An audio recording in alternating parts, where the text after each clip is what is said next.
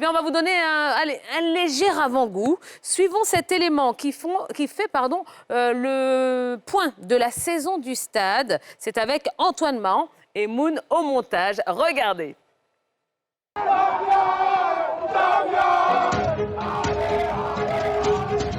Revenu dans l'élite du football ivoirien il y a 3 saisons, les Bleus et Rouges s'adjugent la 6e couronne de leur histoire au terme d'un exercice âprement disputé.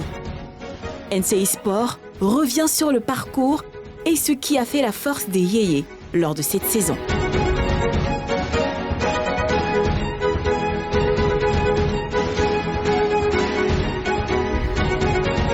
Vice-champion 2024, le Stade d'Abidjan franchit un cap.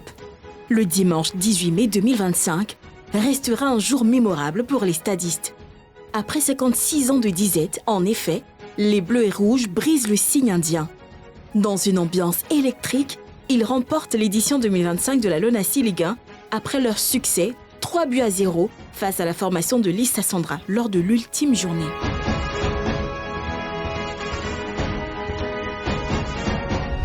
Au terme des 30 journées de compétition, le Stade d'Abidjan est couronné avec 62 points au compteur devant la SEC Mimosa 59 points et l'AFAD 55 points. Et cela grâce à ses 19 victoires et 5 matchs nuls.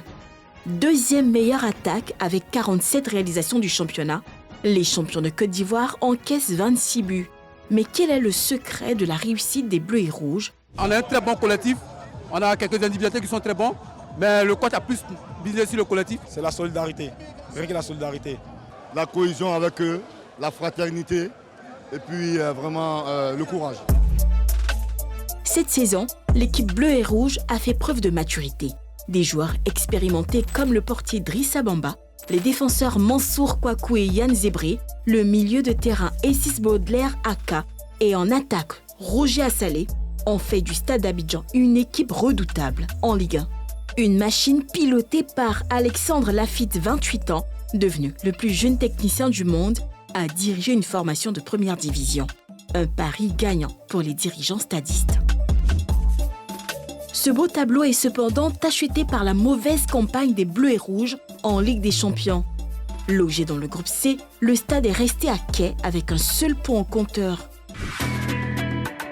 Ce passif n'empêchera pas les nouveaux patrons du football ivoirien de sabler le champagne après la réception de leur trophée prévue ce samedi au stade Laurent Pokou de San Pedro en marge de la finale de la Coupe nationale.